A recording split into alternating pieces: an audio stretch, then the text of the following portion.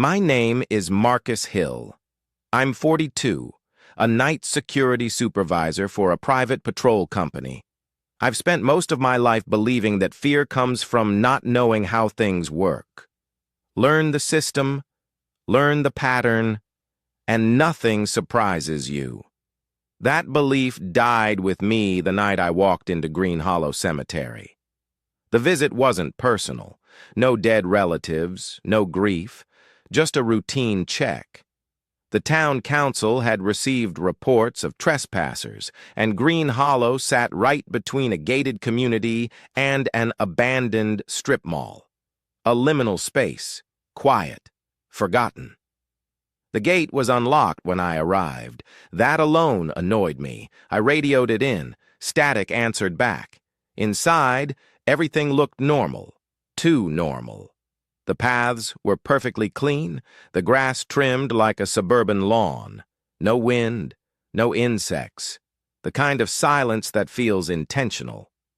As I walked deeper, my flashlight caught something odd. The dates on the headstones weren't old. Most of them were recent. Last year, last month. Some were dated tomorrow. I stopped in front of one that had no name. Just a blank stone.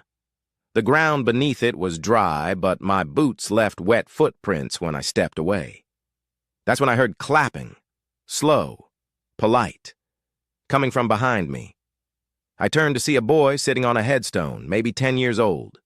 Hoodie, sneakers. Normal. He swung his legs and smiled. "You're early," he said. "For what?" I asked, hand already near my holster. He shrugged. "Most people don't notice the time slipping." I laughed nervously and told him to leave. Kids shouldn't be here at night. He tilted his head, studying me the way a therapist studies a patient. "Why do you think you're in control?" he asked. The radio on my belt crackled to life. My own voice came through, panicked, begging for help. The timestamp said it was sent 20 minutes from now. I backed away. The paths had changed. Turns bent wrong. Distances stretched. I ran toward the gate, but the cemetery expanded, rows multiplying, stones shifting just enough to destroy my sense of direction. My flashlight flickered, and for a split second the headstones weren't stone anymore. They were doors, slightly open, something breathing behind them. I fired a warning shot. The sound died instantly, swallowed whole. The boy appeared again, closer now. His face still looked human, but his eyes reflected nothing. "This place feeds on certainty," he said. "People like you taste the best." My phone buzzed, a notification from my calendar. Event reminder. Interment, Marcus Hill, 2:17 a.m. I screamed. Nobody answered. The neighborhood lights beyond the fence turned off one by one, like the world was closing its eyes. The ground softened under my feet, hands pressed up from below, not grabbing, guiding, welcoming. I woke up in my patrol car at sunrise, engine running, radio clear, Green Hollow Cemetery behind a locked gate, looking abandoned and harmless. I filed my report. They laughed it off. Stress, hallucinations, burnout. That night my boots were still wet. And every time I drive past Green Hollow now, I see a new blank headstone, right where I stood.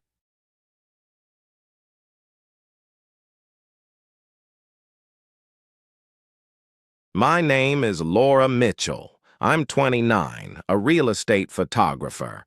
I spend my life taking pictures of places people want to live in.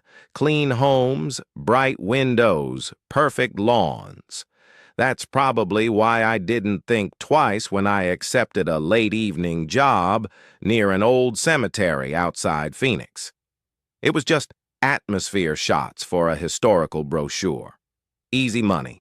The cemetery sat between a quiet suburb and a stretch of empty desert road. Same beige houses, same mailboxes, same American dream. The kind of place where nothing feels wrong until it does. I parked as the sun went down. The gate was open. No signs, no warnings. Inside, the paths were paved and clean, almost welcoming. Solar lights flickered on one by one, like the place was waking up. As I set up my camera, I noticed something strange. Every headstone faced the same direction, not toward the road, not toward the city, toward the center of the cemetery, toward me. I laughed it off. Pattern-seeking brain, stress. That's what I told myself. I took the first photo, then another. Each time I checked the screen, the image looked flatter. Like depth was missing, like something had been erased.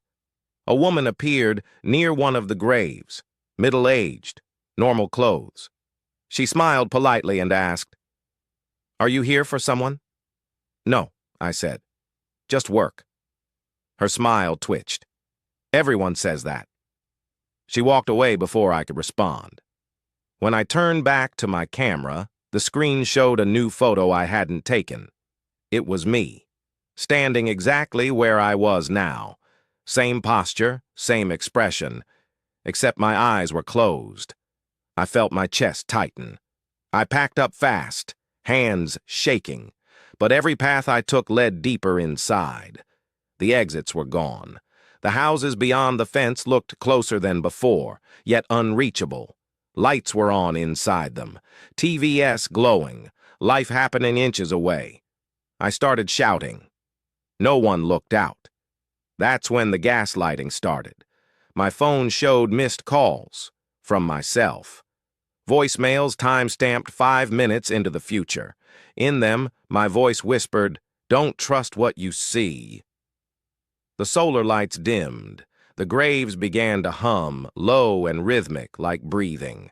I realized the names on the stones weren't random anymore. They were familiar, co-workers, old friends, my father's name, then mine. I tried to climb the fence. My hand slipped. The metal felt warm, alive. The woman was back, standing impossibly close. "This place keeps what's unfinished," she said calmly. "You spend your life framing reality. Now it's your turn to stay in the picture." The ground beneath me shifted. I felt myself sinking, not falling, but being accepted. I woke up on the roadside at dawn. Camera beside me. No cemetery behind me. Just empty land. The photos were still on my camera. Perfect, sharp, except one. A wide shot of a cemetery that doesn't exist anymore, and in the center of it, a new headstone, facing outward, waiting to be visited.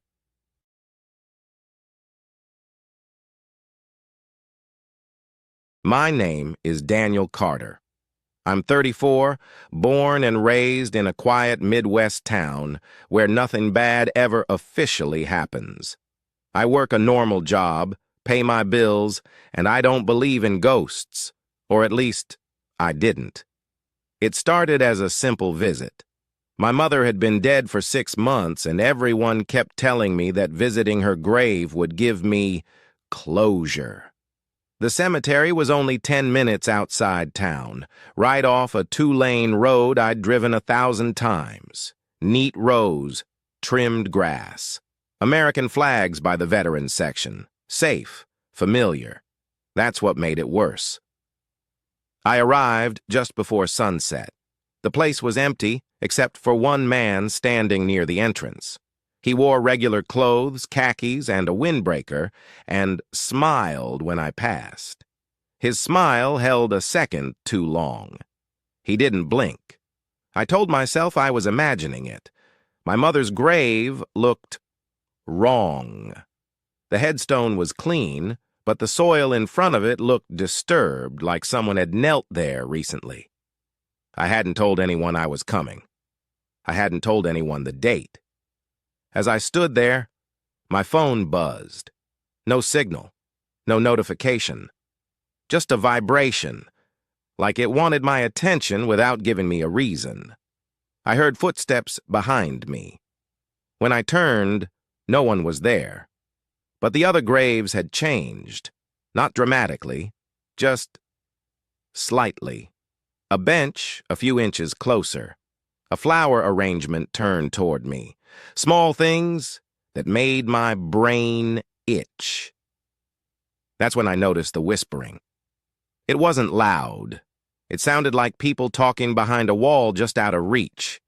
I recognized my mother's voice before I realized what that meant. "Danny," it said, "you finally came." I backed away, heart pounding, telling myself it was grief, stress, learned helplessness kicking in. I pulled my keys, ready to leave. The gate was locked. I ran toward the exit, screaming for help. But the cemetery stretched longer than it should have. Paths repeated. The same angel statue passed me 3 times, each time with its head turned a little more in my direction. My phone rang. Mom's contact photo filled the screen. I answered without meaning to. "You always hated this place," she said gently. "You left me here." I dropped the phone. When I looked up, the man from the entrance stood in front of me. Up close, his face looked human, but not quite right.